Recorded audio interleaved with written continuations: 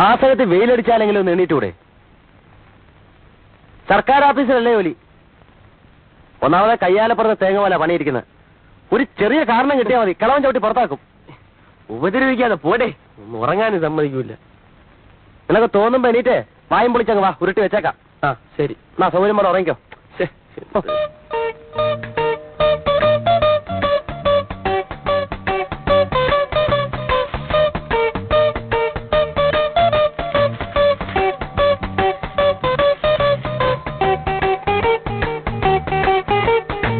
പാചകലോകം chicken masala.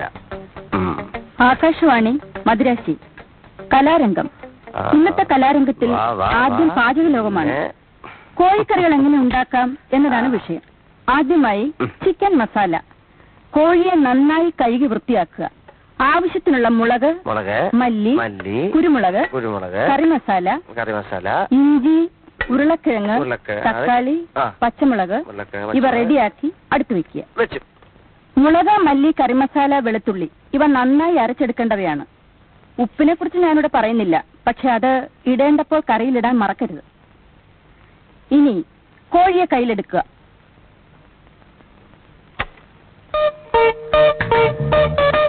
ഇനി മെല്ലെ ശ്വാസം അകത്തേക്ക് വലിക്കുക.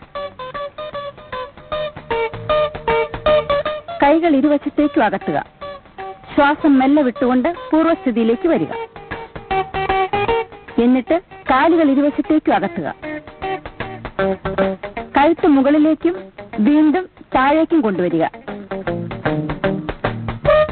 വീണ്ടും പൂർവ്വസ്ഥിതിയിലേക്ക് വരിക.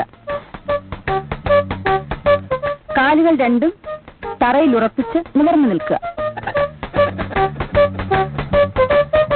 കൈകൾ മുന്നിലേക്കും പിന്നിലേക്കും കറക്കുക. അതുപോലെ തലയും കഴുത്ത് ലൂസാക്കി കറക്കുക.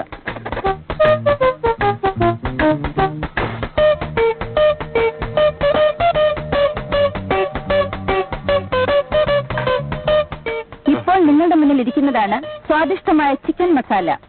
ഇനി വൃത്തിയായ പാത്രത്തിൽ സാലഡുകളോടൊപ്പം വിളമ്പിയാൽ മാത്രം മതി.